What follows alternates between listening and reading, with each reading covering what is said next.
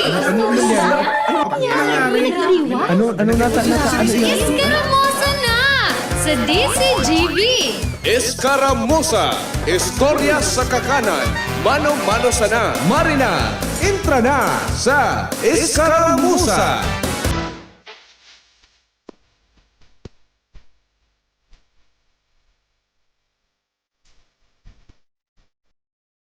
Hi!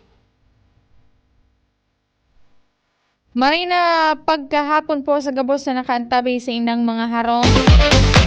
Webes na, ano lamang tabihan sa inyong pinagkakabisihan dyan. Maray pa kamuta, kung wala ka mong pigigibol dyan sa inyong mga harong. Maray pa ka mo. Nagduduyan-duyan sa irarom kan mamangga. Pero di ka man kuya na makaduyan-duyan sa luwas eh. Madyo makusugpaan paros. An masangab mo dyan kung nasa gilid ka kan tinampo. Alpog. Tapos kung nasa may arani ka man ki kung saan. Maray kung an pwesto mo. Yaon ngaya sa tamping ngayon yung dagat. Tapos itong sumay mga ano pa, may mga kahoy paan palibo. Webes na po, petsa 5 na, kan Pebrero 2026. Kumusta po kamusta? Magsarabay-sabay kita sa good alauna nin pagkahapon. Kumusta po ang sitwasyon kan panahon dyan sa inyong lugar? Igo baga kita kanina pigbabantayan na raot kan panahon. Nagkaperang mga ports na po digdi sa tuyang rehiyon, partikular na dyan sa may parte kan Sorsogon. As in may parte kan Masbate na pasisiring sa may parte kan Visayas. Ang paramihan tras pa po tabi na nag-suspender naman. Kaya itong mga biyahe kan mga sakayan pandagat dahil di kay basyang. Pag siring kaiyan, di na po kamo magpuwersa na magpuwersa na magpalawod. Lalo na po itong mga nasasabutan mina kung halimbawa po tabi wara kamo o wara po nin alternatibong mga kabuhayan. Lalo na po itong mga padabatang mga parasira na iyumansa na po an way of living po ninda ang pagsisira. Pero pag arog ka yan, kasubago nga ni dyan sa may parte kan Legazpi Boulevard, natambak naman ko yan sa mga basura duman sa kalabaan kang itong Esplanade baga duman. Takon lalo na taob ka subago. So tubig, kanang pipicture nga ni ako yan. Nailing mo dyan ko yan sa mga bench baga dyan natin duturo kawan. Duman ako ko yan sa nagtungtong para di ako abuton kan tubig. Ang problema nagtatama duman sa mismong sa gilid ng itong boulevard na ito. Nagtatarapsik manggaray ko yan. Dumog manggaray sa kuyang pantalon. And talagang mahiling mo dyan na mas kanong ano po tabian mga nagraralataw-lataw sa mga katubigan na iyan. Narita man pigsabing hali lang endig di sa Legazpi. Dahil lang tadakol bagang mga tributaries ang nakapalibot di dakol na mga salog. At the same time, igo po bagatan mga pagtaraning pang mga munisipyo asin mga isla na sabi nga ni ibaga posible ngayang dumanhali itong mga basura ngayon. Kaya moral lesson nakita bilang mga individual, it's either nag-aagi dyan o dyan ipigbubulos po tabian mga tubig na hali sa mga residensya. Dapat kita po ang maging responsable. And dapat po tabi na maging disiplinado kita sa pagponsay ng mga residensya. Ito yung mga residensya. Dapat nanggad po na iyan na i-dispose nin matano, na kukolekta. Imagine mo ko yan, pinasyaran ko dyan sa may parte kan Puro. Itong mga binuungan baga, daw asarabihon ta na, naman ngaya, kulay brown na, baka madali naman nga ito angel ngaya ma-decompose.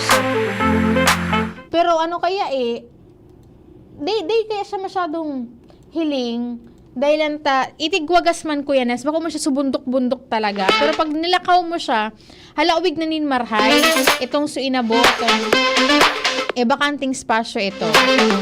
Ang sabi duman, kan mga nakaururon kong mga residentes, hali man sa nangayayan dyan, ma'am, dyan baga sa may parte kan Obelisk, dyan po baga sa palibot, may mga nakatinda dyan mga buko, dyan pa sa may Ibalong Park. Ang problema Day man siya, harayo nga niya siya duman sa ipigdesignar na Material Recovery Facility kan barangay. Madistansya po unin marhay.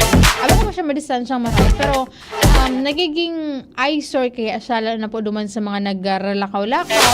At the same time, ito kaya sa may right side, kung pasiring po kamo sa may parte kan lamba.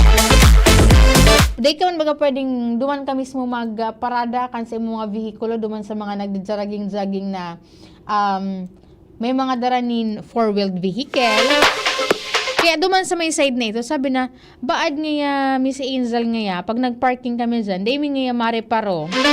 Ikaw na ngaya, kinakatalikon-tikon nga dyan ki Alas, may naka-star. So, ano pati sa mga binuungan, itong nakatihaya po baga, na binuungan baga iyan, di dapat, kung itatapok man na sa rin ka na i-compost, dapat, pati ulob po, na dai makasalod duman sa oran. Wata, sige pa po baga, oran-oran ligi, tas mainit na. Peligro, tibaad niya, iristaran lugod ngaya, yung mga namok na may dara po tabi na helang na dengue, mas lugod, mas delikado lugod ito. Bako lang duman sa mga naka-star sa palibot kan lugar na ito, kundi po tabi duman sa mga niyo po duman mga nagrelakaw-lakaw, tabako lang baga pagkaaga, bako lang hapon, kundi halos oras-oras may mga naglalakaw-lakaw dyan. Lalo na po ngunyan na medyo makulimlim po ang palibot. Etong bako man mainit, bako man po tabi mauran. And may mga pagkakataon na pag weekend baga, as in talagang maling mo dun sa Kahalabaan kan Boulevard, kutap po yan. Ki mga nagtitsenda, take advantage man po nila sa sitwasyon na dakol po talaga ang tawag pag weekend, lalo na pag Friday, may tiga po bagang TJIF, may Saturday and Sunday, iyo man ayan ang spasyo, iyo man na lugar kung saan po tabi nagtitirito, nagbabaranding-banding ang mga pamilya. Sana maaktibaran man, sabi ka suwago ka na residente duman, baysa na po ngayon man, kapag nahiling mga digdi su presidente, kaya itong nagmamanage man ka na MRF duman, and then itong head ka na EcoAid, ipaabot mi po ngayon ma'am ang concern na dapat ngayon maaktibaran naman po ngayon iyo. Na po ngayon namimidbidan bagangunan ang Legazpi saro bagayan sa mga safe viewing places po tabi na ipigdesignar kan Legazpi City Tourism Office tanganing duman sa mga turista na nagbibisita sa tuyang palibot. Mahihiling mo dyan pag wala ni na panganuro na nakataklob kay Bulkan Mayon. Saro po yan sa mga magagayo na lugar na pwede po idong pasyaran na aning mahiling po ang aktibidad ka na Bulkan Mayon. Yan day ka mo basta-basta magbaluman na magsakat sa anuman na lusutan. Pag mga arugbakan ko yan, sa limbawa ngaya, ako residente ngaya ako kan Barangay Buyuan. Siyempre, aram mo dyan sa pamitisan na yan, so mga ipsutan na day aram kan mga nagbubarantay na pulis. Arog po ngunya nakasubanggi po baga, kasubago nakawro ni Sir Pio, so taga Fivox, na sabi nga ni ibaga, mas halangkaw ngayon ang posibilidad na maglala pa ang sitwasyon na aktibidad kan Bulkan Mayon, and mas may tendency ngayon na iitaas ang alerto level kaiyan kaysa ngayon duman sa instances na ibababaan na alerto level kan dahil sa padagos man po tabian na ibig papahiling na aktibidad kan Bulkan Mayon. Pero as of now, wala man kita namomonitor na mga nagpapasaway na mga individual, dati-dati baga, halos magre-revoke kita ligdi dahil may mga may mga pasaway na naggagamit ka itong backdoor. May mga videos, may mga pictures na nagro-rollowa. Kada bes na iyan kaya talaga, pag arog kayo na aktibidad kan Bulkan Mayon, mas nga baga nasa harayo ka. Talagang ma-amaze ka sa iyang activity. Mas nga baga itong sumahiling mo lang nagdadaos-dos so aso, pabababa. Magayunon iyan paghilingon, pero sa ibong po ka iyan, sabi nga nabasa ko, data ngaya pag-romanticize, sa rin kaiyan na sitwasyon. Dahilan ngaya let's consider ngaya itong sunamamatian mo. Kaya ito po tabi ng mga papilyang nagka-arafektaran, o imagine nindo, sarong bulan na, matapos na iibakwar naman itong mga residentes kan man iba-ibang mga lugar, mga barangay na nasa loob po kan 6 kilometer permanent danger zone. So just imagine ang sitwasyon ninda na duman sa evacuation center, sa mga classroom, duman sa sunasanay kita na pag mamata kita, makaturog, naon kita sa satuyang mas convenienting spasyo. At the same time, itong suday ka bagang day kang panguntinwaran kung anong oras ka mamata, aside kay mama mo, nadadagit-dagitan ka pag mamata kung anong oras, dan po baga halimbawa, day ka man mga turong, halimbawa, sa sarong evacuation center, baka man iyan sarong ngayang room para lang sa sarong pamilya. Iba man baga gararay ko yan itong may espasyo ka ng God na para lang po sa inyong pamilya. Kaya bagaan po yung gibumana kan DSWD and may mga certain man na mga organization. Itong mga turo tent, itong tent na gari kurukrib baga siya na para man may espasyo sarong pamilya, doon makaturog, so ibong naman, o sa ibong pamilya naman, sa ibong naman. Iba mo magagarare daw magkakapit bahay ka mo kayan, iba magagarare so pangimat. And dakol na po baganin mga arag naman kaini igwa na naman ki NDRMC alert. Sabi niya digdi, mag-ingat sa pag-agos ng pyroclastic at rockfall dulot ng pagguho ng lava ng Bulkan Mayon dakong alas 12:35.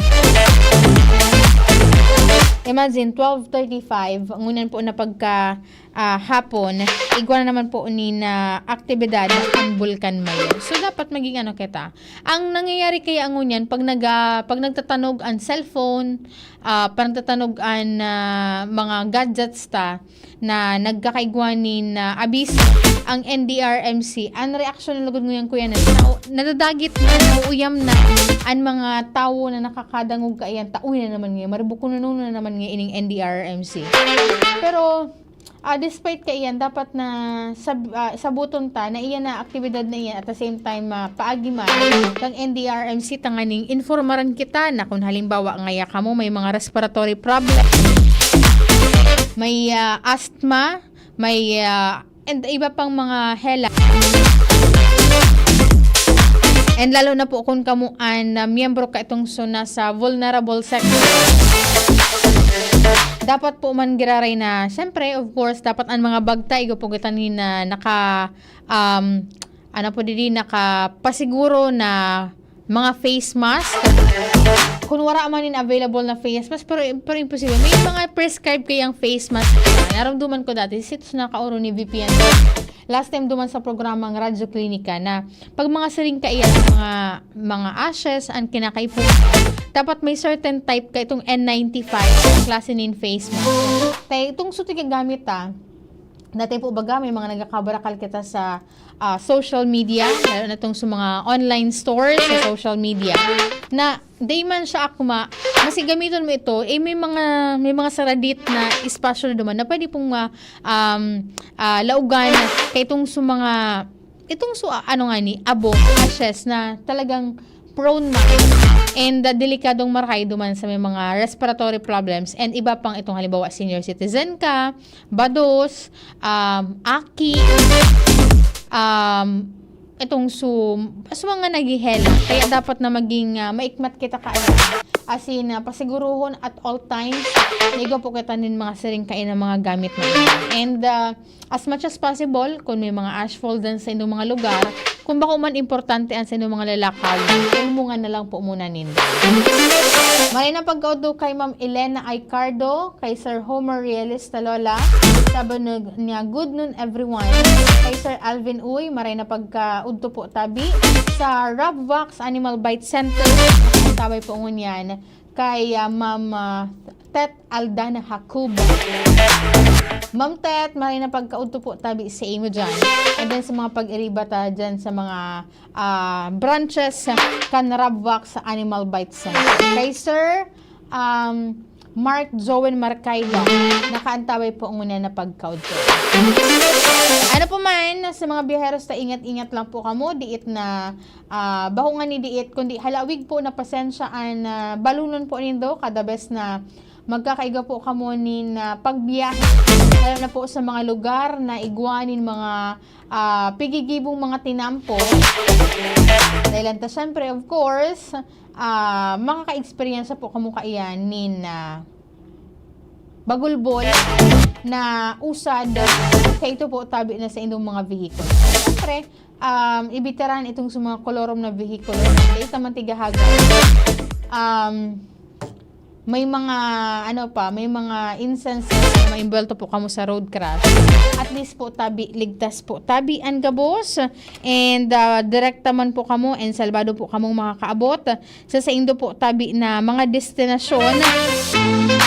Sa inman tabian sa inyong mga destinasyon. Mapaaram na ako Kuya Nens dahil anta Ma'am Tet, maray na pagkaunto po sa imo. Mapaaram na ako Ma'am Teta, mapangudto pa ako. Dahil pa ako ako ang team leader ng Team Luan. At ako yung kapartner po sa Rado Technical, si Kuya Nems Flora, sa IT si Jerome Nico Martinez. Ako po si Angel Mustaza. Bye-bye.